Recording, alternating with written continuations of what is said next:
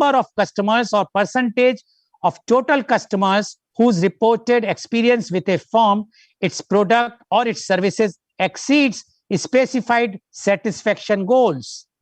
Customers play an important role and are essential in keeping a product or service relevant. It is therefore in the best interest of the business to ensure customer satisfaction and build customer loyalty. The Marketing Accountability Standards Board (MASB) endorses the definitions, purposes, and measures that appears in marketing metrics as part of its ongoing common language in marketing project. In a survey of nearly 200 senior marketing managers, 71% responded that they found a customer satisfaction metric very useful in managing and monitoring their businesses. Customer satisfaction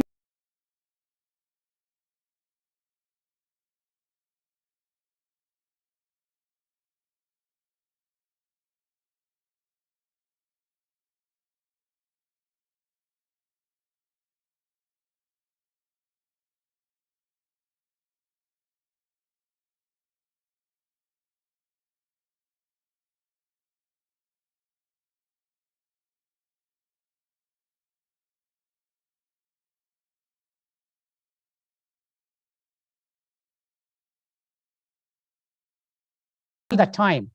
They lend utmost importance to customer satisfaction and maintain optimum satisfaction levels all the time for safeguarding the reputation of the brand.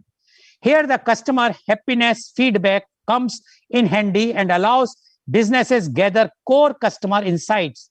It is not an exaggeration to say that customer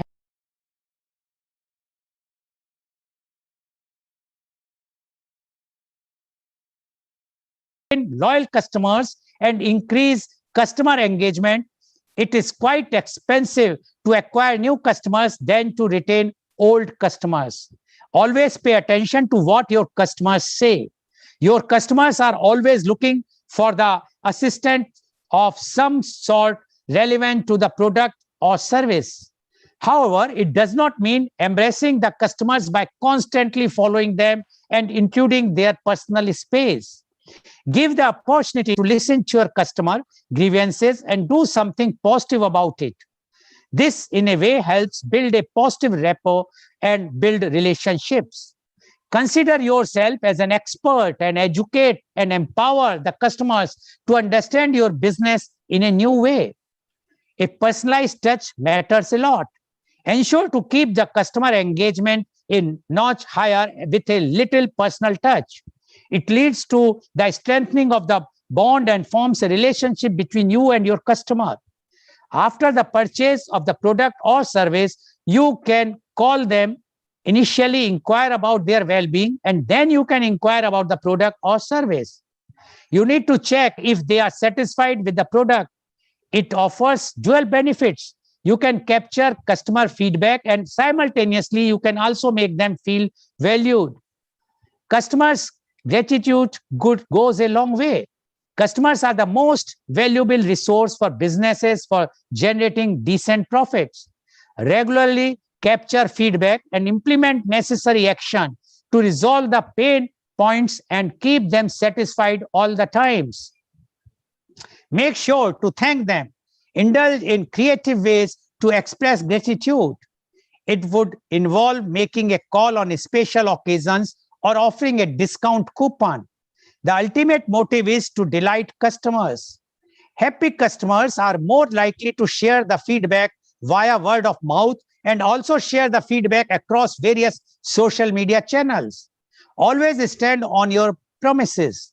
Never make or commit false promises with the customers. You can sell your product once with your false promises, but that leads to customer churn and you are most likely to lose the customer forever. The customer feels irritated and cheated and never wants to return to the business. Besides, the customer is more likely to leave a negative review online or on various social media channels, damaging the brand reputation. Reward your loyal customers. Gaining loyal customers is one thing and retaining them for long periods is another challenge. Make sure to offer special privileges to loyal customers like special offers, exclusive discounts, shopping vouchers, and redeemable loyalty points.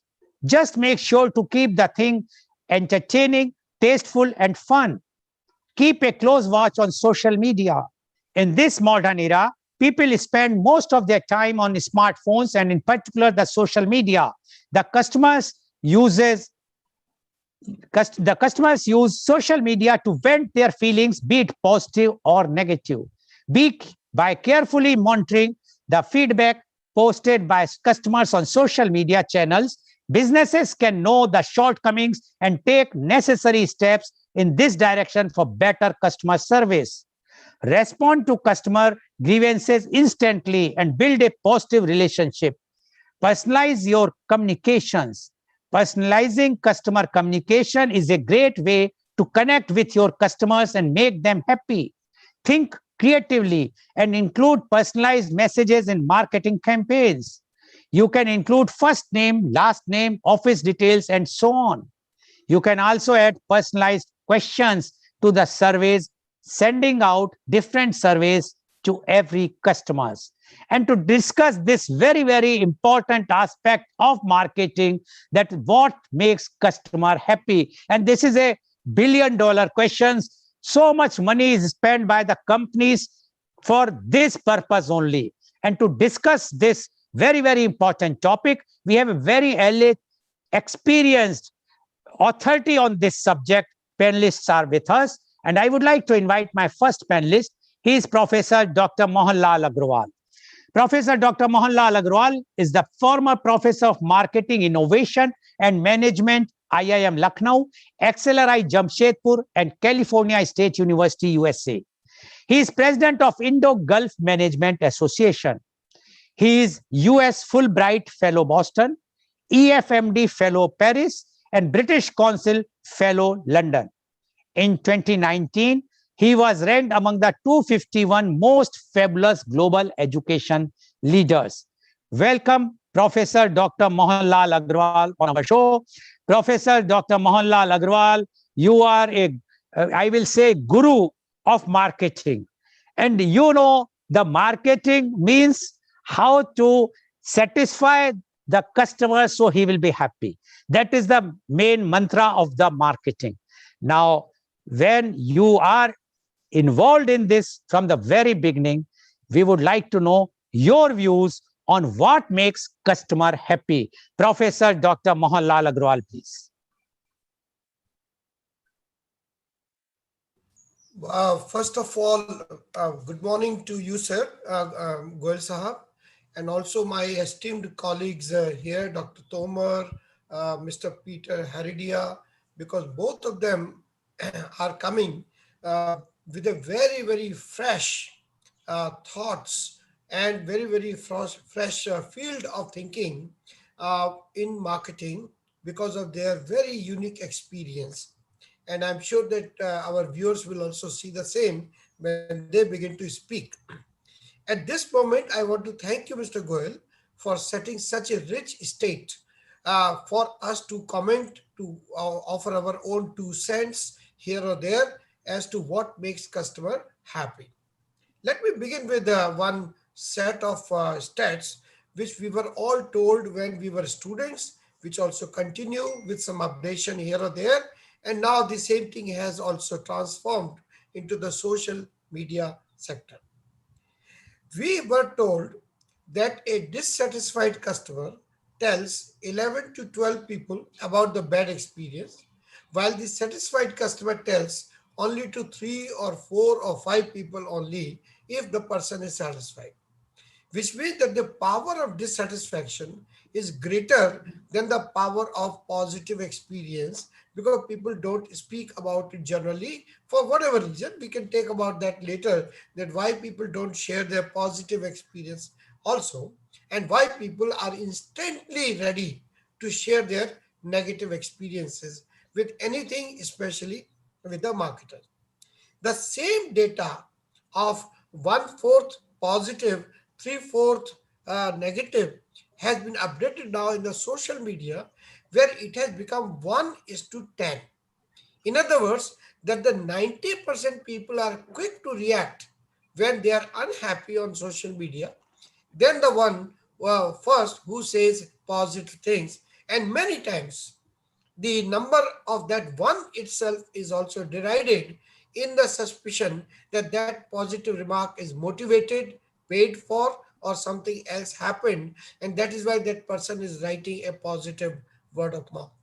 But fact of the matter here is that it is a very, very expensive exercise for any company to dissatisfy a customer. And the fact of the matter also is that it is a most efficient, effective marketing exercise if it is based on customer satisfaction. Because in our marketing, we have been told that there are three routes to grow, and each and every route can be used by a company, and each and every route is expensive or inexpensive the way you execute it. The first strategy that we call it is find more customers. Find more customers are oil salesmen, snake oil salesmen, or those people who are always looking for new customers because the previous customers have left them, as you very correctly mentioned.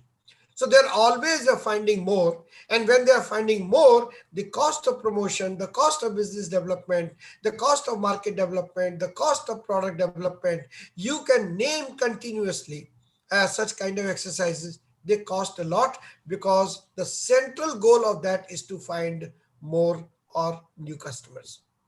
The second one is a little bit competitive, and that particular thing is called win more customers. How do they win more customers? They win more customers based on providing superior competitive incentives to the customers. So if one credit card is giving 2% cash back, then the other credit card will say I'm providing 2.5% cash back. Now, in what is happening here is that you are making competitor as your benchmark rather than the customer as your destination. And so it is almost, like this, that they say that when a person was running, or two friends when they were running in the forest, and there was a lion there, and one of them started wearing the shoes. So the other person said, why are you wearing the shoes? Because you can still not beat, the lion. He will catch us. He said, no, I don't have to beat the lion. I have to beat you. Because then in that case, lion will not be coming after me because I will beat you in the game, competitive game. This is expensive game. And this is also short-termish, as you rightly said. The third approach is called a keep more. Keep more customers is exactly what we are talking about today. That how do we keep the customers more? Because it is the least expensive strategy of marketing in terms of staying afloat, in terms of growing further, and in terms of growing our businesses into other arenas also. Because if a customer has been satisfied in one group of activity of yours, then he or she will also give you a chance to try another group of activities coming from the same brand name or same house of brands or the same company. So there is a very clear distinction in marketing. So why do we fail to satisfy the customers? And then what makes customers happy? The last point. The customers are not taken care of by the marketers for fundamental reasons, organic reasons, as well as some, I would say, acquired stupidity that they get from other people. What is fundamental? Fundamental is that you are monopolist, or you are oligopolist, or you happen to be the only lion in the forest, or you are having one or two other lions, and the entire market is shared. The spoils are shared between you and the other, and you don't give a damn. Which is again, the partners in crime kind of mentality. So this is the first type of companies we have. Fortunately, we are having lesser of such companies. More and more companies are getting democratically attacked rather than monopolistically protected. So therefore, this is number one point which is out of the air. The second is that many companies are ignorant in the sense that they have come from a different background, and they are not fundamentally bad. They are coming because their background is different.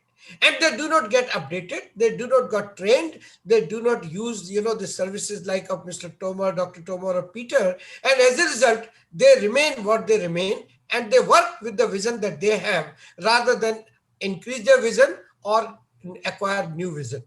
So such people also do not do very well with customers. They perhaps remain afloat, but perhaps below, I would say, par, rather than they come at par or above par. The third kind of companies, modern companies are so, which are, I would call, customer conscious companies. Customer conscious companies always take into account what will satisfy the customer, what will help the customer learn about them better and retain them better. So these three things are there. And some of these people really draw inspiration from our father of nation, Mahatma Gandhi, who had once said that customer is the most important person at your premises, business premises. Customer is the end of your pursuit, not the means of your pursuit. Now, when we say things like these, hear things like these, hear inspirational words from Mahatma Gandhi like these, then we feel that there must be a reason for such things to happen.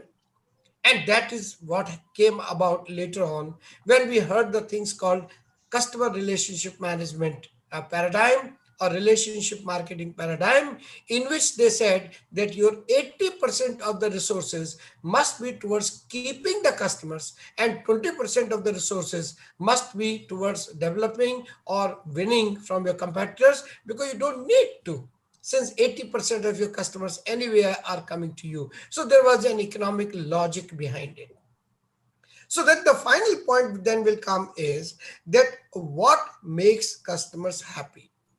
There are many theories available to us, many practices available to us, and the portfolio is only increasing because new companies are bringing in new ways to delight the customers, to satisfy the customers,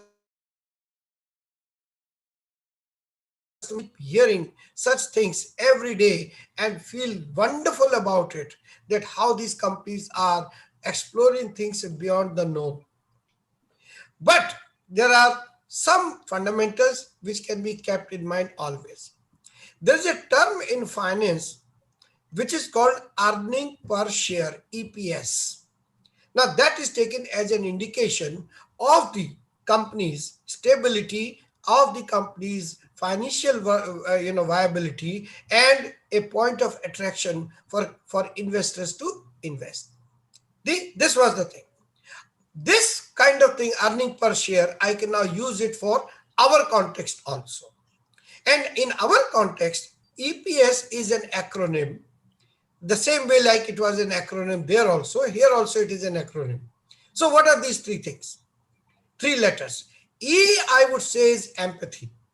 Extreme form of empathy marketers must show to the customers, and more so post-COVID, because the customers are really going through a lot in terms of their financial, operational, psychological burden that they are carrying with them. Nobody had imagined, nobody would see it hopefully again. And that is why empathy from the customer, for the customer, from the marketer is number one point as point of satisfaction. Number two is a price. P is pricing. Pricing really has to be for the customer rather than for the marketer.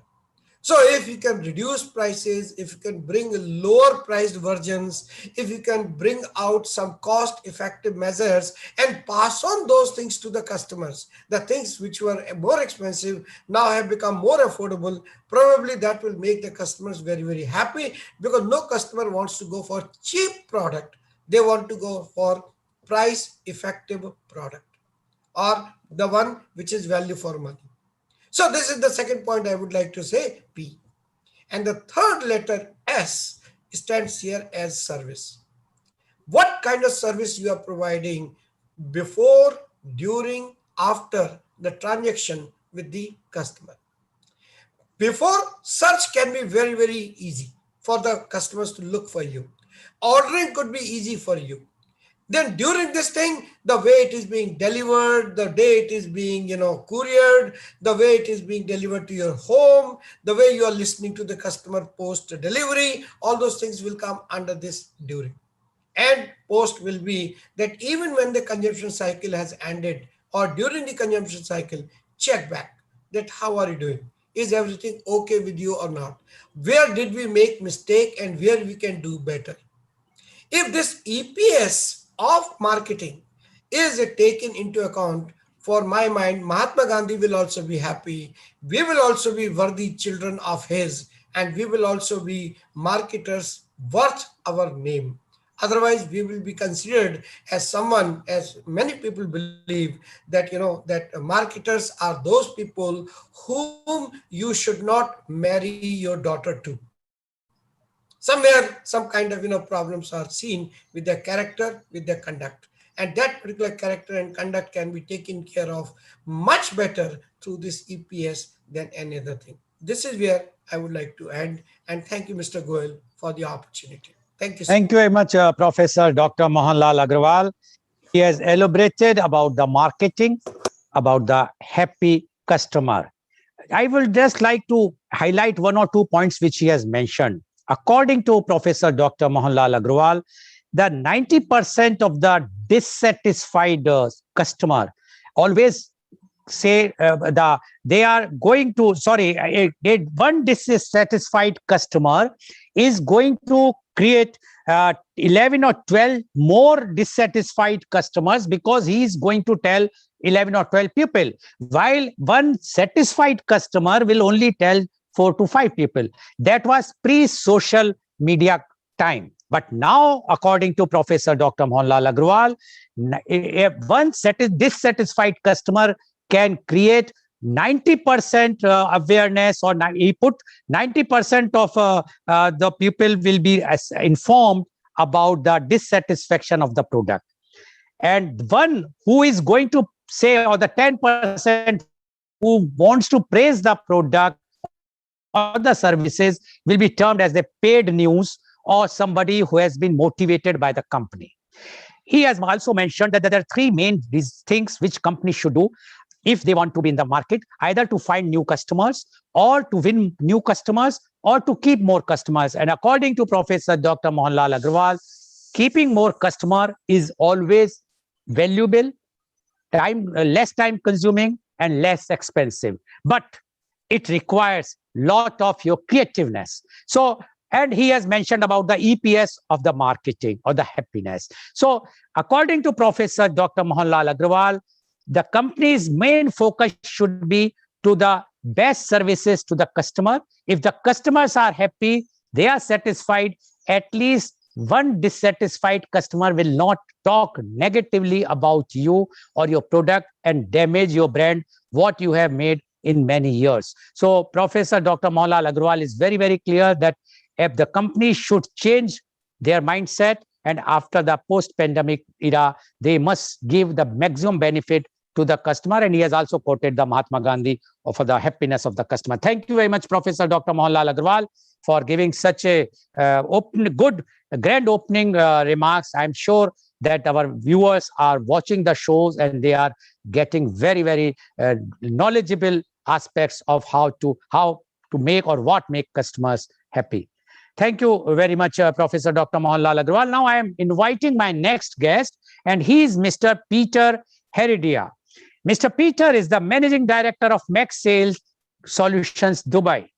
He has had an extremely successful career, holding various commercial positions over a 30 years period within logistics.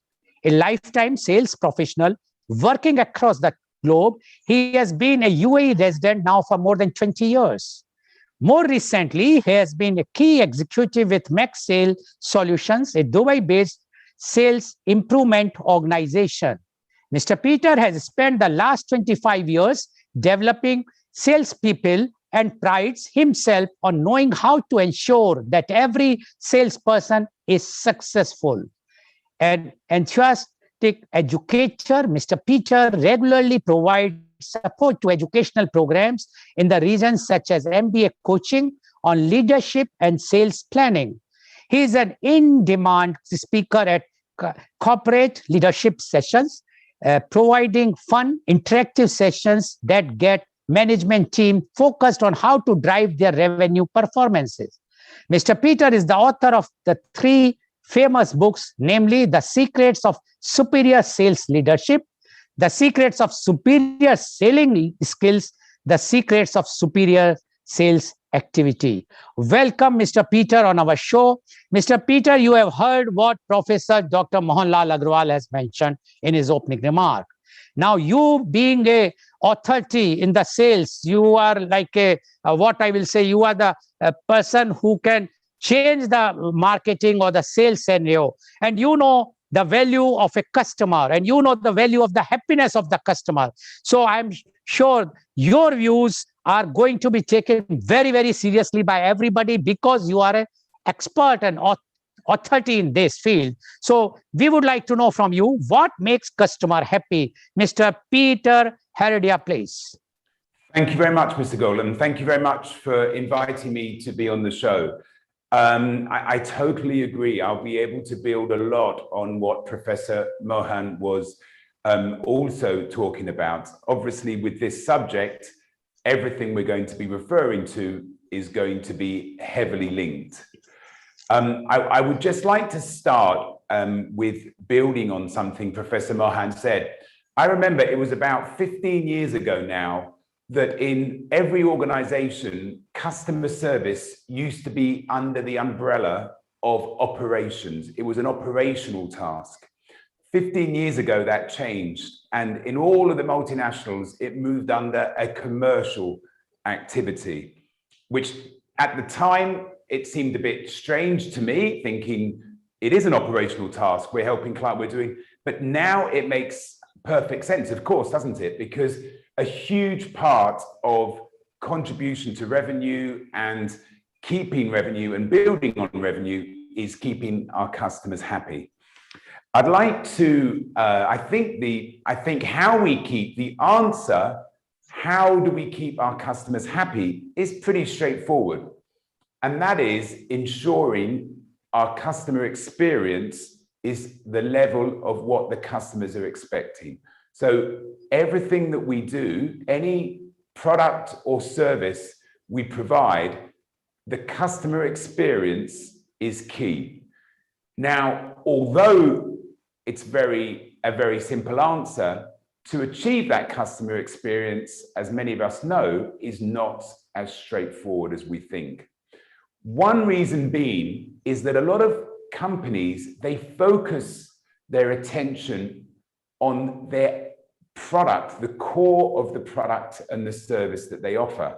And they don't always look at the peripheral of what else is incorporated into the customer experience. A perfect example is a restaurant. So people look at a restaurant and they think the core is the food. Of course, the food needs to be good. But when you break down, when people ask for the customer experience of a restaurant, the food gets under 32% of importance. Most people would judge a poor experience on the waiter, the time it took, the location, the ease of parking, many other variances. So only 32% do people actually make a positive or negative contribution on the actual core topic of what is being provided for the client. So this is the same. Maybe it's not 32% in every industry, but customer experience is absolutely key from the customer's point of view, which is why I say that improving customer experience is not always straightforward, because we see things from our point of view. We need feedback from customers. I want to build on another part of what Professor Mohan was saying, and Mr. Goel elaborated more on that afterwards.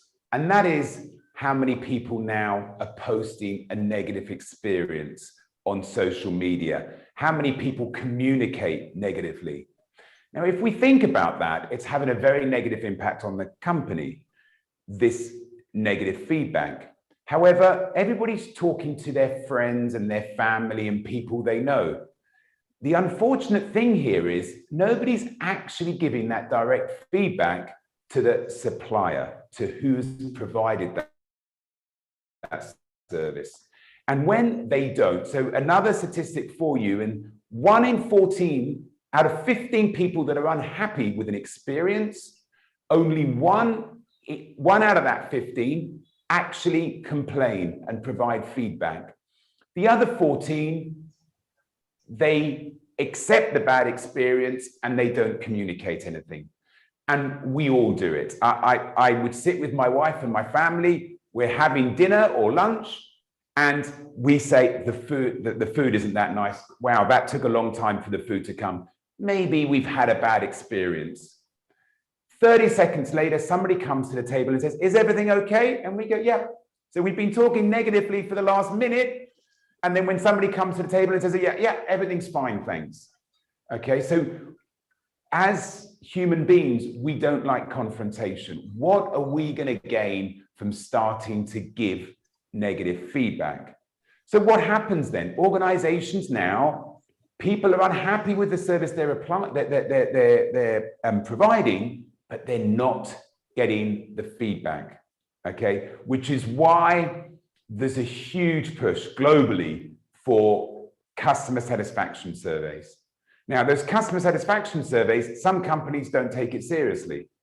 Were you happy? Yes, no.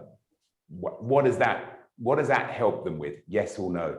Okay. You don't want to make customer satisfaction surveys become 20 questions long because then nobody will do them, but you don't want it to make it too basic. Okay. So there's many ways of doing this, but we need to put together some kind of feedback to make sure we're taking it seriously and we really want to get the customer's point of view.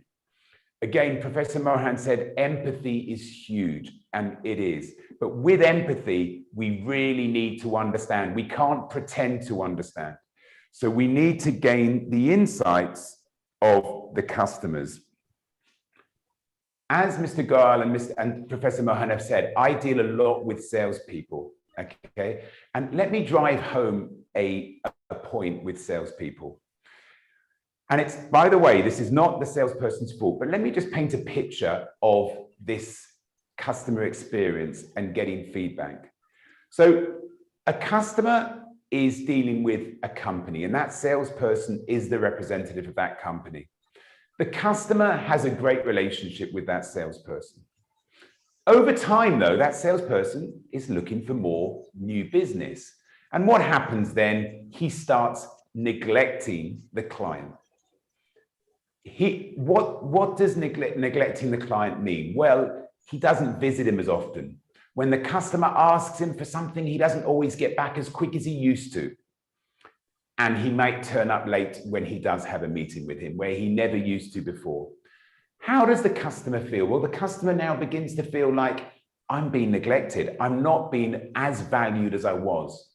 Now, again, 14 out of 15 customers will not approach the salesperson and say, I'm being neglected. I feel, which is the most important thing, like I'm being neglected. He won't give that, but it festers, okay? So now, a month later, a competitor calls the customer. The customer in the past would never have entertained the competitor, but now he thinks, okay, come in, let's have a chat. So now he has the meeting with the competitor. Then the competitor, he's a nice guy. He's selling something that appears to be the same. It might be a little bit cheaper. Let's say it is cheaper. A couple of months pass and he's meeting with this new guy. The neglect, if it's not the neglect from the existing customer, if it's not increasing, it's still staying the same. There's neglect there. And eventually the customer phones his existing salesperson and says, look, I found a cheaper offer. I'm going to leave you.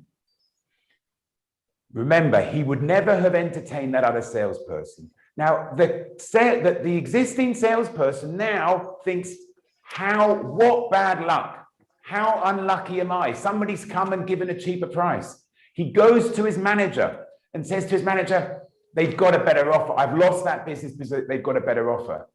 Very, very few people could ever link back to poor customer service as why they lost a piece of business. Very, very few people, because we're not getting the feedback from the client. So I think the clear message for every organization is we have to set clear expectations of how we manage customers and stick to those expectations, because we're not going to get that regular feedback from the client if they begin to feel that neglect.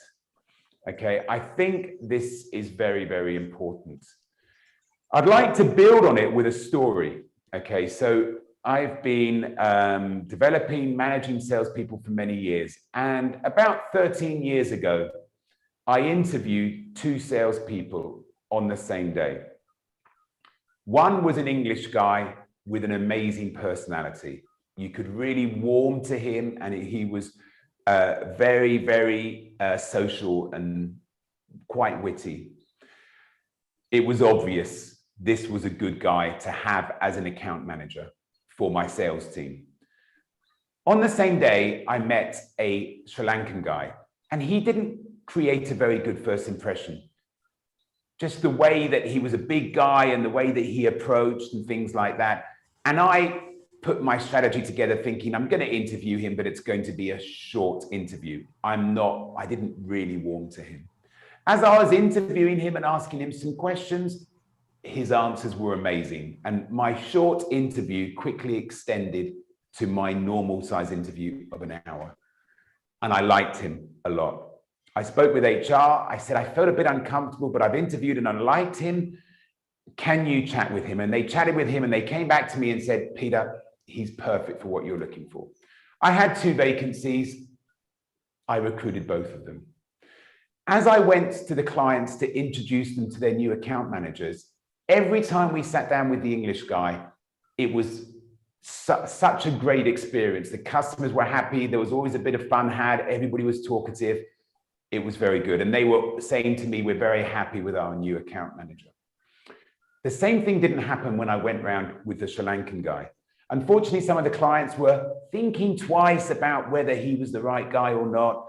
And it wasn't quite, the breaking of the ice and things like that wasn't great. And even one customer called me up after the meeting and said, are you sure he's right for our account? And I said, can you trust me? I'm sure he is. And he said, okay. I'm going to fast forward 4 months. 4 months later, one of those 2 people I had to fire. The other person got salesperson of the month. And obviously I wouldn't be telling you this story if it wasn't the fact that the English guy got fired and the Sri Lankan guy got salesperson of the month. And let me explain why.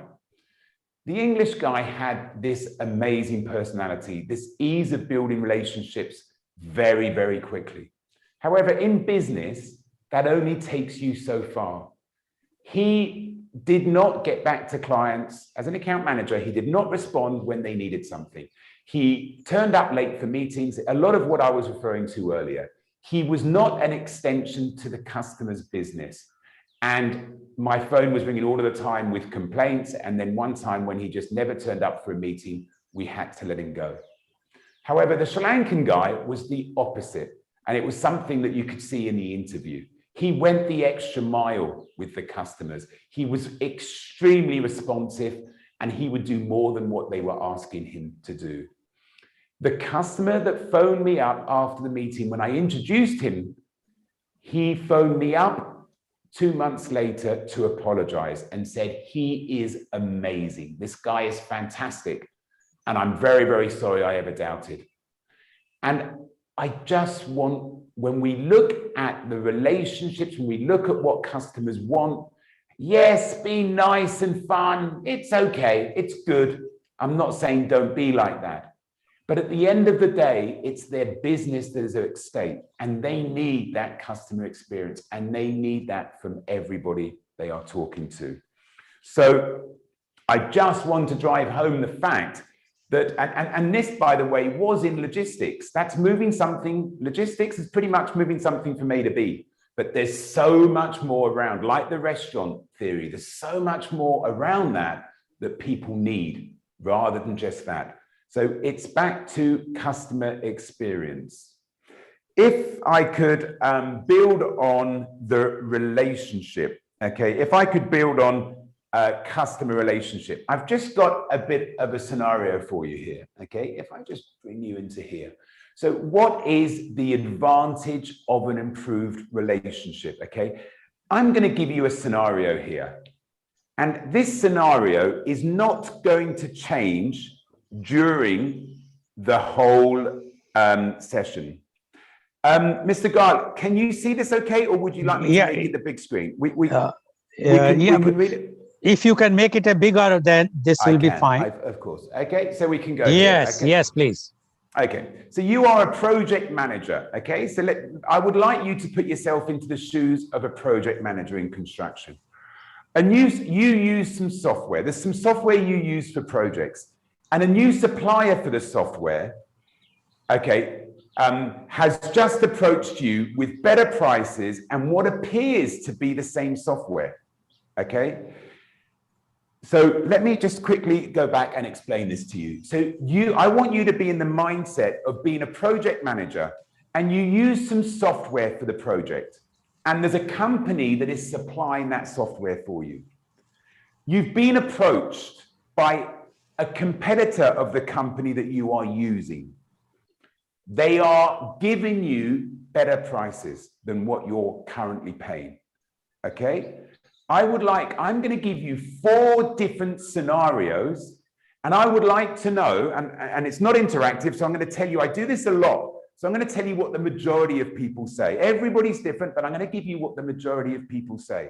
So the scenario is not going to change. A competitor is approaching with cheaper prices, but we're going to talk about the different levels of relationship. So the first one, I'll just keep on, is you don't know your current contact. So that the customer, the supplier that is providing you the software, you don't know who the salesperson, you don't know who your relationship manager, you don't know who they are. Now, when we give this scenario to most people, they would just say, I will leave and I will start using, I'm going to save some money. I will leave and I'll start using the competitor. Okay, that's what some people say, well, I might look for the contact. I might tell them they've got to lower their price or whatever. But normally it's quite an abrupt decision. I'm going to leave. The next one. You have met your current contact a few times and you have their number. Okay, so with this one, we get the contact, we make the call. We phone them up and we say, we need better pricing. That's the answer that I get most of the time. However, what's interesting with this answer, I ask, what happens in the phone call? And they say, well, I asked for better pricing. I say, what happens if they say, we're not going to give you the better pricing? They say, well, then I'll go. Okay, but at least now the difference in the first one is people will just stop. The second one, they'll give them a chance, but they need to come down in the pricing. Let's look at the third option. Okay, the third option, you have a great relationship with your existing contacts and they're very reliable. They add value to your business through continually maximizing the software software usage. Okay, so now it's the same sales, the same type of role. These salespeople are doing the same type of role, but now they're an extension to the business. They're talking to them, they're understanding what they're doing, and they're building value to the business. When we get to this stage, I get a bit of a mixture. Some people will say, well, I'm still going to contact them and ask for a better price. Some would say I wouldn't contact them. I would just say no to the new person. But the ones that say I would contact them, I say, okay, if you contact them and ask for a better price and they say no, what would you do? And they all say, well, no, I'd stay. I'd not jeopardize. The software is important for the project. Even if it's a little bit of savings, I wouldn't jeopardize that. Okay, so now we've moved from leaving straight away to not leaving. The fourth level of relationship I put in there as the ultimate, okay? However, I don't normally ask people what their decision would be. And that is that your current, your existing contact is your wife or your husband. Okay, so basically, just for a bit of fun, I don't ask people because some people, depending on their current relationship, would say, I'll definitely stay or I'll definitely leave. But just stressing the point of the ultimate relationship would be like a family member or something like that.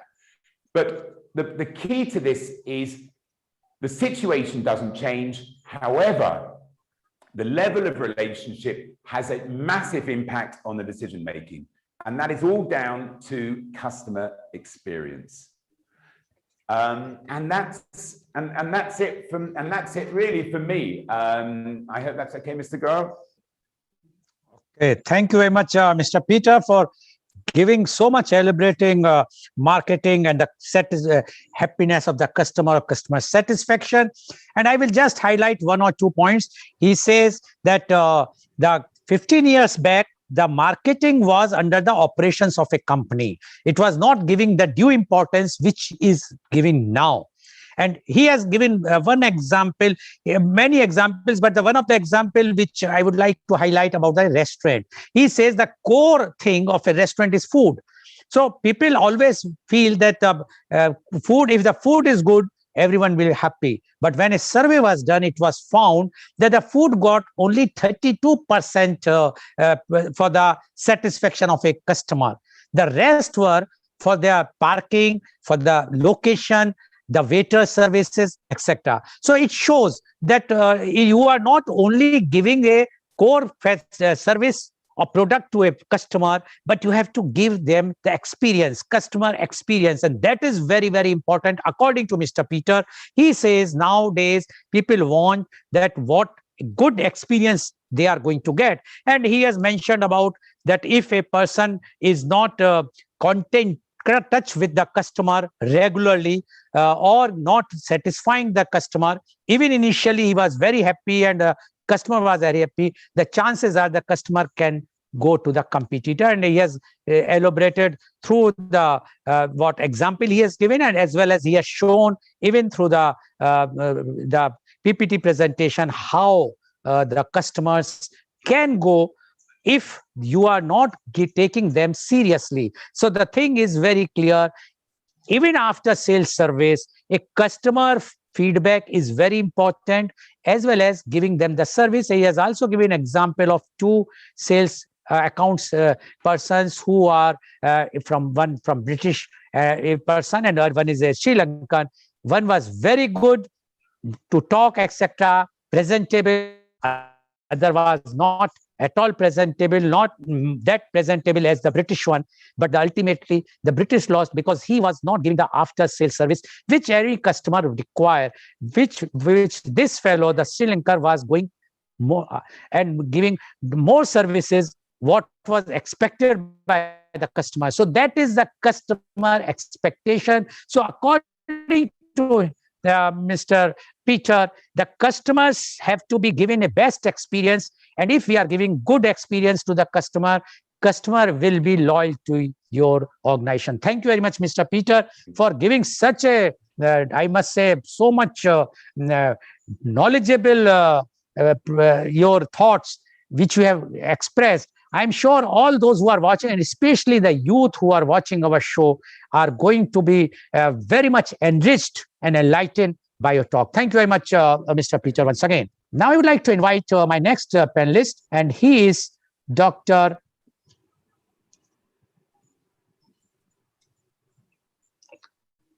One moment, please. This glitch of, yes. Oh.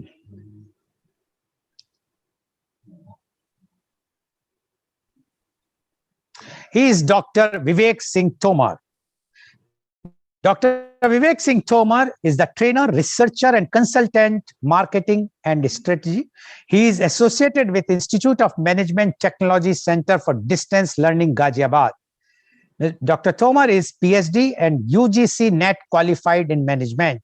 He is MBA in marketing, graduate in computer science with over 2 decades of work experience. Prior to joining IMT CDL Ghaziabad, he worked with MET Business School Noida, ITM University Gwalior, ICFAI National College, and worked as independent IT and business consultant with many organizations. He is known for his expert level domain knowledge, learner centric approach with exceptional classroom management skills in offline as well as online engagement with learners. He has virtuous international experience of teaching MBA students in India, Dubai, and Singapore, conducted lectures for MBA students of Aspire 2 International College, New Zealand, Unimore, Italy, and Indiana University, Purdue University, Fort Wayne, USA. He trained volunteers during 19th Commonwealth Games held in Delhi. He taught marketing and training programs for Tata Motors managers and delivered management courses to officers and PBORs under DGR, Ministry of Defense, Government of India.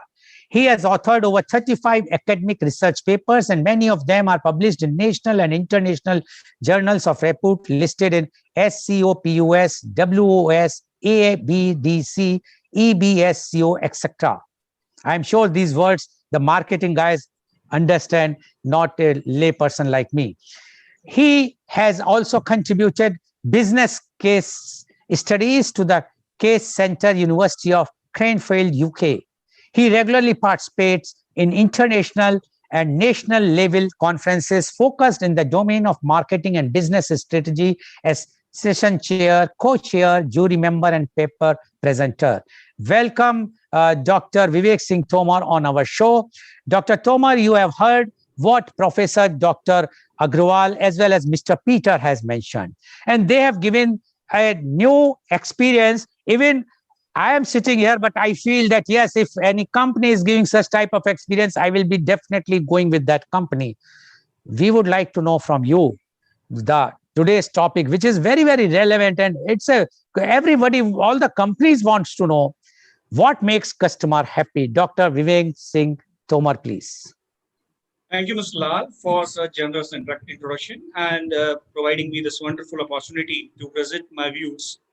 I am totally spellbound with the kind of gathering that you have brought here together.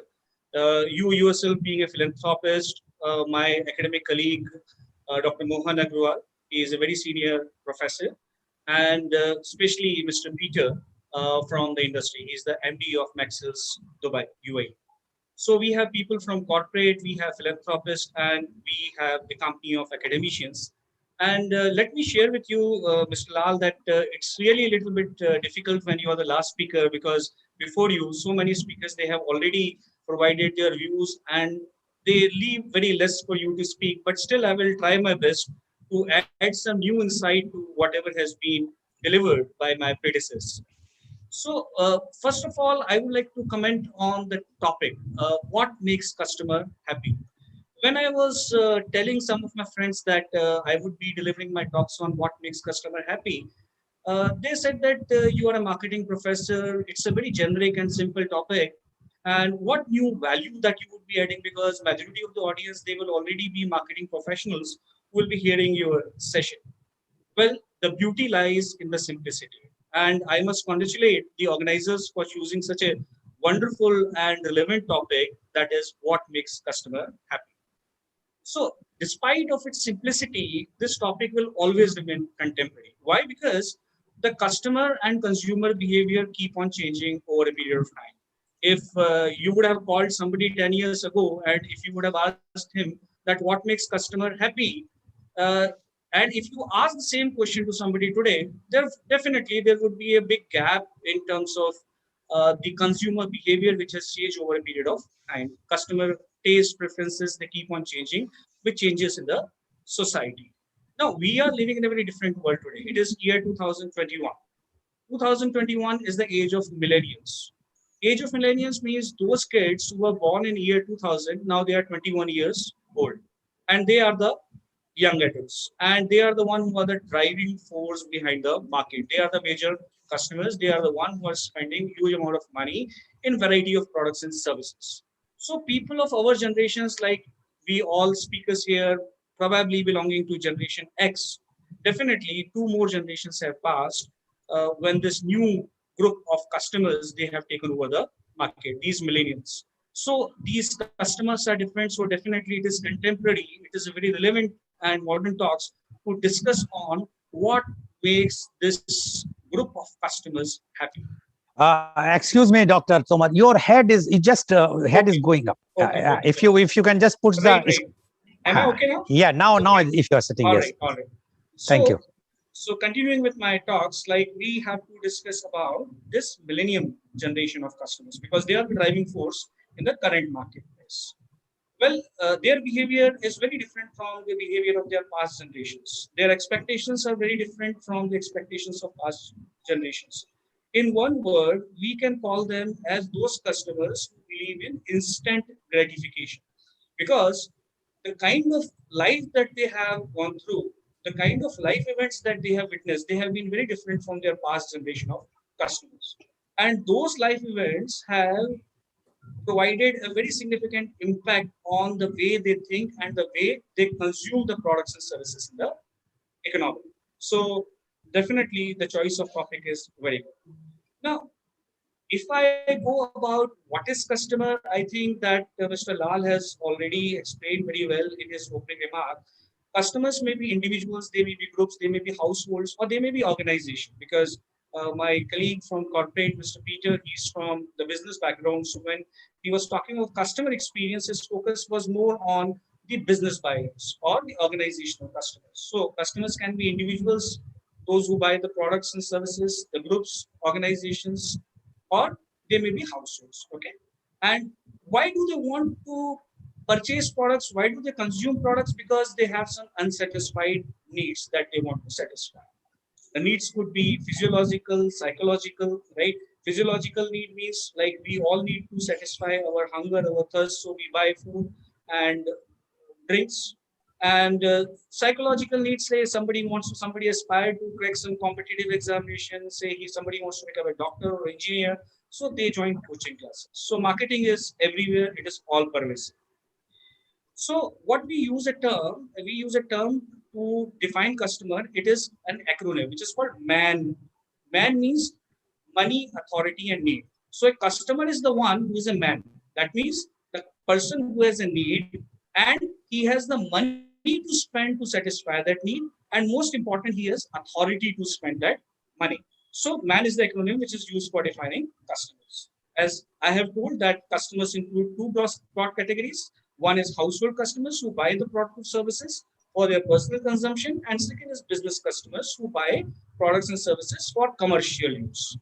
So today, if we look at customers, we generally talk of customers as the one who live in a marketplace, right? Customers are generally found in the marketplace.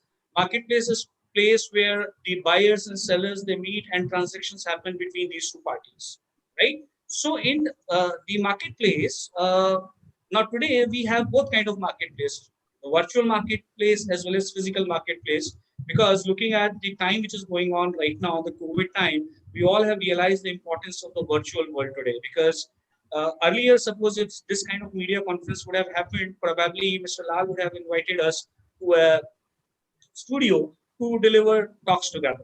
But because of this COVID situations, we are using products like we are using Zoom meeting, we are using Microsoft Teams, and we are using many other products. So they are the one who has catered. These are those products which has catered to the need of the customers looking at this pandemic situation which has arisen. And definitely, it is a great. These are great products that we are using. Okay. So having discussed about who is customer, the next thing and the most important thing that we have to discuss for today's session is what makes customer happy. Now, we academicians, instead, happiness, customer happiness is probably a word which is used mostly by the practitioners. For us, marketers or professors who teach marketing, we talk more of the customer satisfaction and customer delight. These are the two words which are mostly used in the word of academics. And we all know that it is very important for every kind of business to have happy, satisfied, or delighted customers, whatever term you use for happiness. Right? So When you have a happy customer, it directly translates into more purchase. That is, they will purchase more volume of your products, high frequency of purchase, that they will make more repeat purchase of your product. That will make them a loyal customer with repeat purchase. Happy customers, they will be writing positive recommendations for your products on online shopping sites. They will be giving you high star ratings, and with their reviews and their ratings, definitely more customers, they will also read those reviews and rating, and inspired by those reviews and rating, definitely it will also not only educate and inform them, but it will also instill the confidence in those new wannabe customers, and that confidence will help you in making a confident purchase. Another benefit of having a happy customer is like you are able to generate a very positive word of mouth. Word of mouth.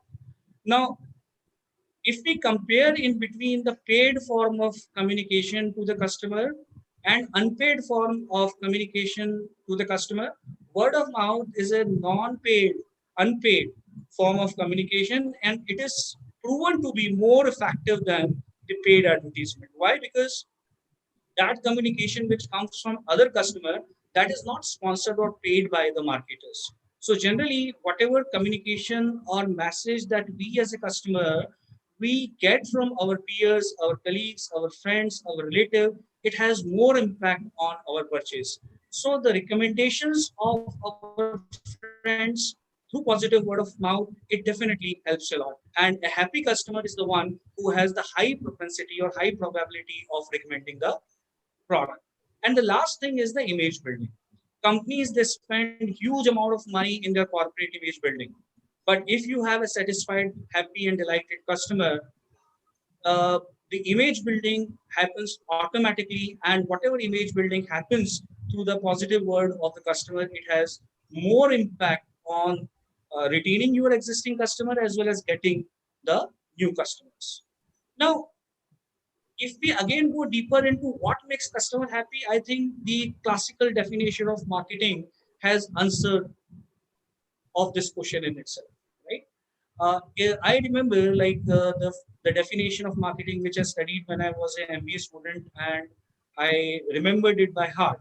So that definition said that marketing is a social and managerial process by which an individual or an organization gets what they need and want by creating, exchanging, and offering goods of value with others. Now, this single statement definition has everything about what makes the customer happy.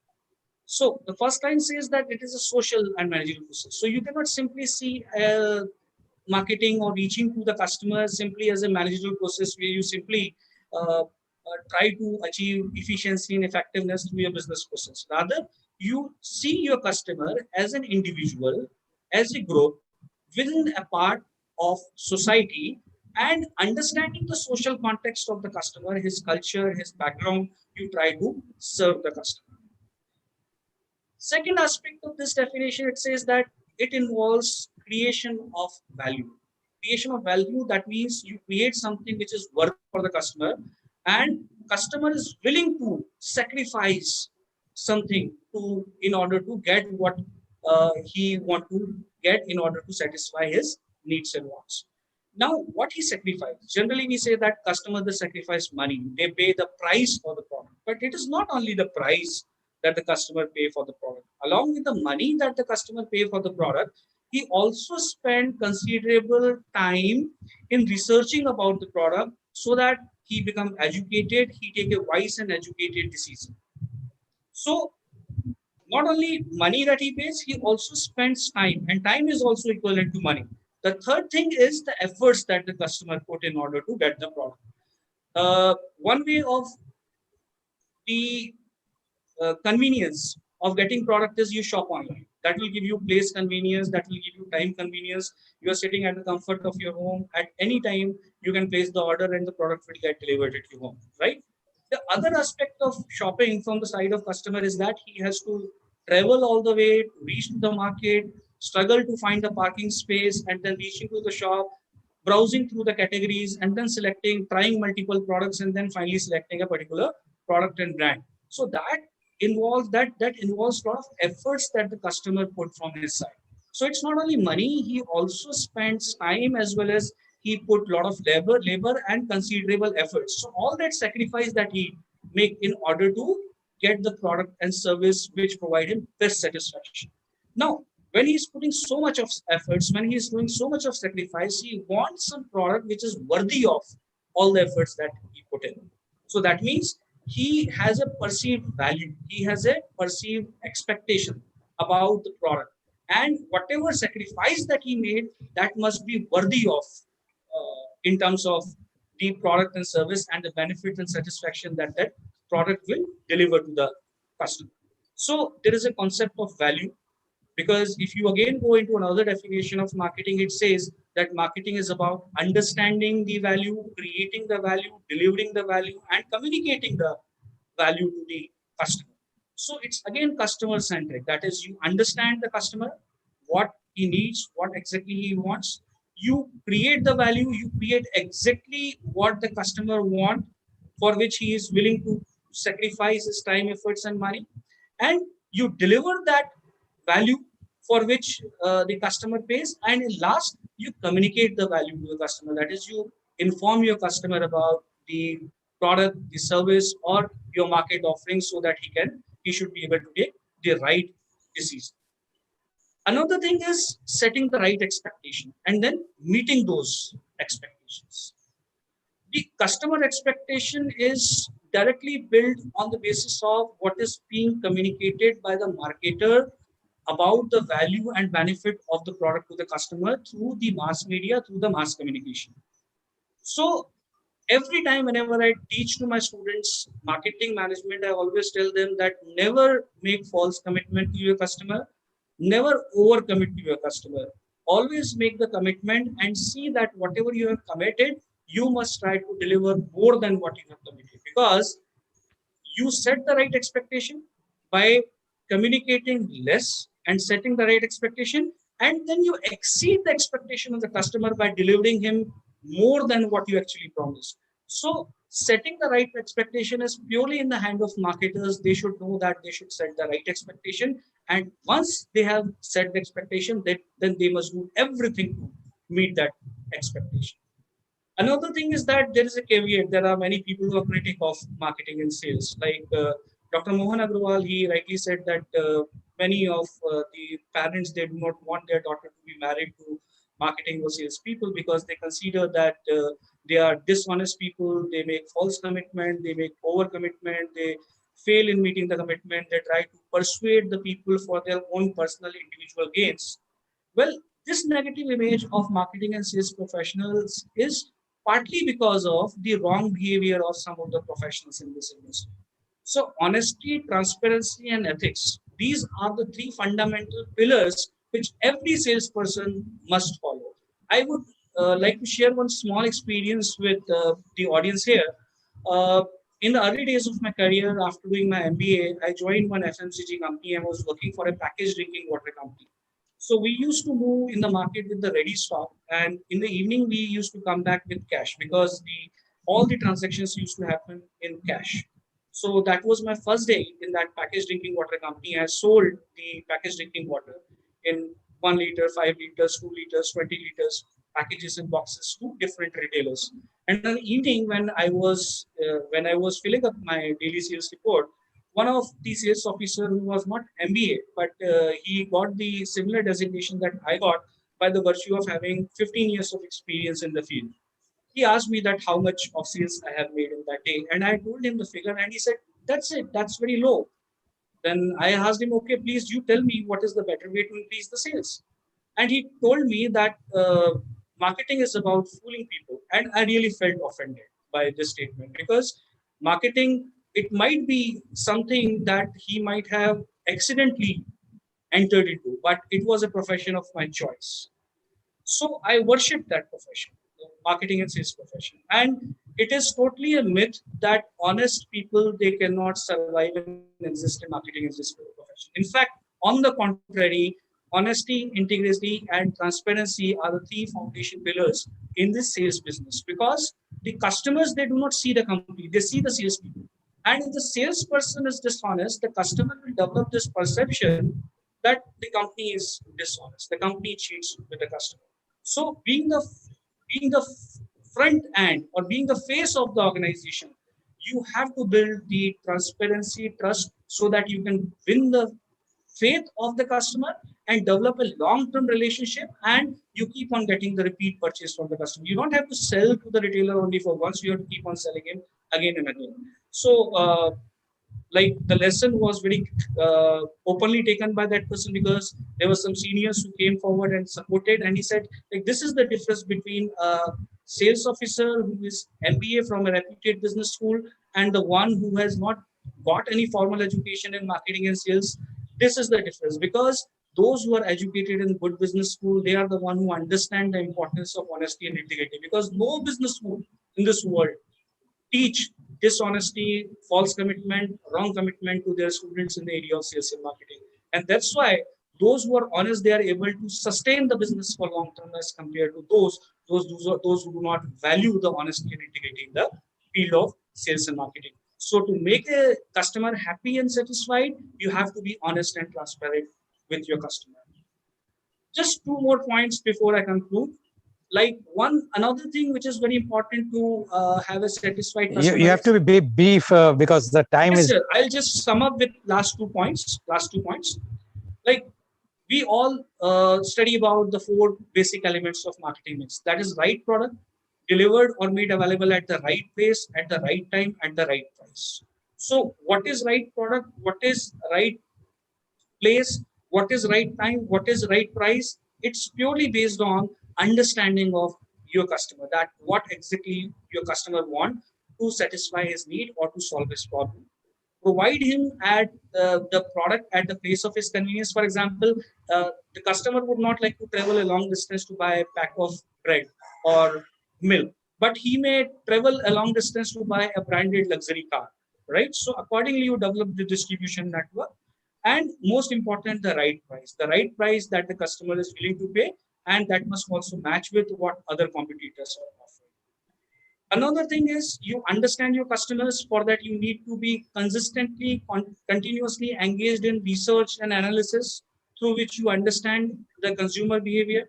A lot of researchers and academicians, they are doing this in their field and try to develop more insight about the customer behavior, because we know today's business is more digital and data driven. So all marketing decisions must also be the data driven, rather than the decisions which are based on gut feeling and hunch feeling. And based on understanding of those customers, you cater to their needs, and you cater to their needs with distinctive competencies. The way you deliver must be better than what your competitors are able to do. And that is the only thing which will keep you afloat in the market. And last thing is that you keep on measuring the satisfaction of your customers, their happiness, through ongoing feedback system. So you must have some inbuilt feedback system within your organization, through which you should be able to measure the satisfaction. And if there is any issue which is raised by the customer, then it must be resolved in time, and a proper feedback must be taken from the customers regarding the satisfactory resolution of that issue or that problem that customer has raised to you. So you must empathize with your customer, and most important is that you should meet the commitment that you make to your customer in terms of not only the product delivery and services, but also in terms of meeting the post-purchase service commitment to your customers. I think that's all, sir. Thank you very much. Thank you very much, Dr. Vivek Singh Tomar, about the marketing. Because of the paucity of time, I will not be able to summarize it. Because so now I'm going directly for the question, and my first question goes to Mr. Peter. Mr. Peter, do you think new marketing strategy is required to be changed with new innovations? Like I will give an example: the Amazon, which is an online services. They have changed their strategy. They came in the brick mortar model also when they acquired the Whole Foods, and there they, in spite of only selling the groceries, organic groceries, etc., they have started giving the food, ready cooked food on the counter on a very, very, very economic way to cater the millennial class, or those who are IT, or all those who are working, who doesn't have time just to go and pick up the things, weigh and pay the money and immediately eat. And they are very, very successful in all over the world. Do you think you require to change the marketing strategy almost not day by day, but very frequently, to make the customer happy? Mr. Peter, please.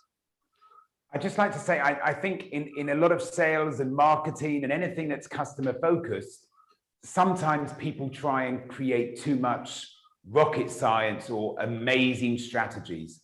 I think we need to keep these strategies simple. If that's what the customer is looking for, if that's what their customer is looking for, let's do it. Let's understand. I think we've heard it a few times today. Let's understand our client and align our strategies with what is making our customer happy, whatever that is. But I think if companies internally think too much and they don't think about the client, they think about their worth in the organization and how we can have amazing strategies, sometimes the customer is overlooked. So whatever the strategy is, doesn't matter what it's used, if it's used some fantastic new technology or whatever, it's great as long as we are aligning ourselves with the customer and the experience that they receive. Okay, thank you very much, Mr. Peter. Now my question goes to Dr. Tomar. Dr. Tomar, you and other panelists mentioned about the social media, and earlier panelist, Mr. Peter, as well as the Professor Dr. Mohanlal Agrawal mentioned how the customer who is dissatisfied is putting negative comments on the social media. But don't you think this social media, these types of negative comments have put a burden, rather I will say have made galvanized the companies to come out with more effectiveness, more customer satisfaction, so that no such type of negative comments can come. So rather, social media has played a very, very important role for the customer happiness in one way, because no company or no brand wants to have a negative report. What do you say about this, Dr. Tomar? So first of all, social media is something which has really empowered the customers, because earlier, whenever customer wanted to be heard, it was very difficult for them to reach to the right people. But with this social media, many times they are able to reach to the right decision makers in case they have some grievance, some problem. Another thing is that companies, they have also realized that they cannot simply ignore the satisfaction of their customers, because many places in different parts of the world, they are sellers market. Like I give you example of our own country, India, right? We have a quite diversity in terms of population density. In Arunachal Pradesh, say for example, there are 17 people living per square kilometer. And when we compare it with the population density of Delhi, there are more than 13,000 people living per square kilometer. So in such saturated market where population density is very high, the customers are taken for granted by the companies.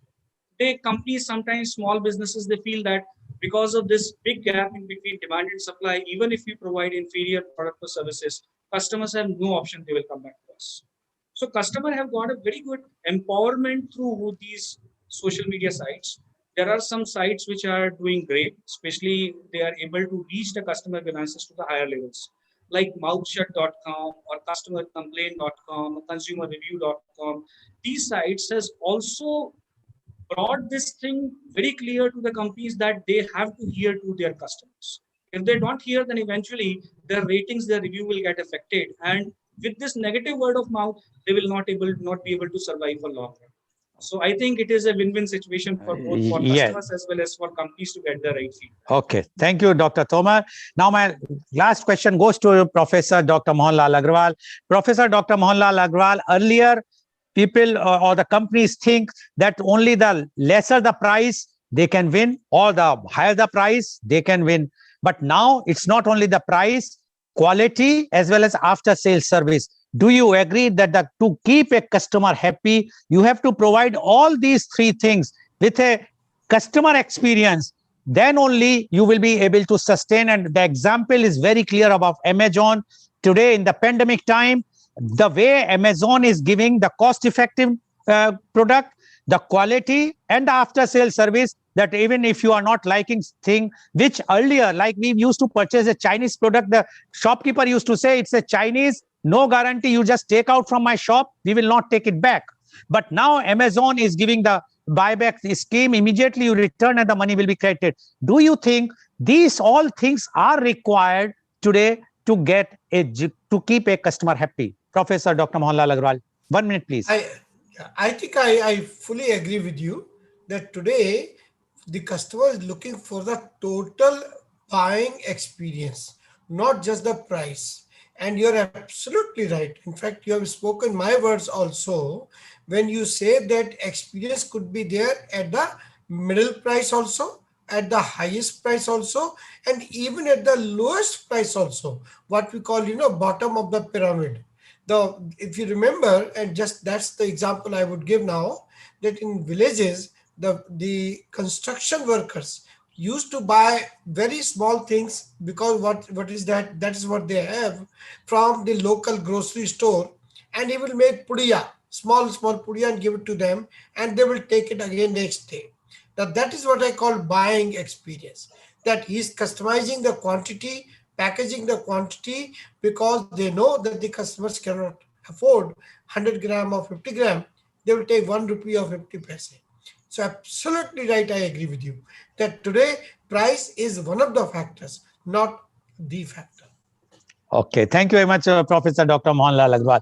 So today, viewers, you have seen how the companies are struggling and how the companies are changing their strategies to keep their customers happy. And no doubt about it, all the panelists have said the companies have to do this thing. Earlier, they were not serious about the customer satisfaction because many of the companies were dealing in the monopoly items. But now, with the competition, with the open economy, and with the emerge of social media, the people are aware, as one of the panelists says, the empowerment of the customers. So customers are empowered. So as a viewer, as a customer, whenever you are buying anything, please go to the social media, see the reviews, check yourself, and then take the decision. But always see to it that it is not only the money factor, as Professor Agrawal said, you have to see all other aspects also and then take a decision.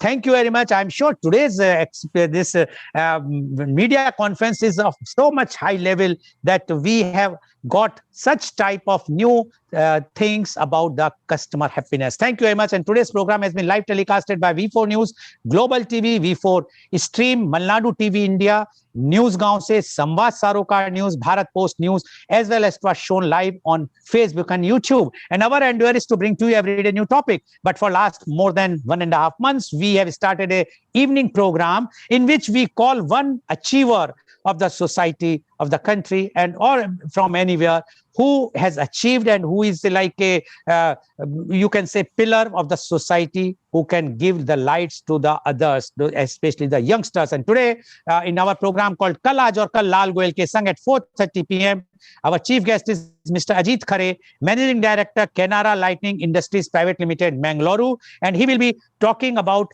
his life journey from the childhood till how he has reached on the top. So thank you very much. Thank you very much, Professor Dr. Mohanlal Agrawal. Thank you, Mr. Peter, and thank you very much, Dr. Vivek Singh Tomar, for giving your very, very enlightening views. And thank you all the viewers for viewing our show. Thank you very much.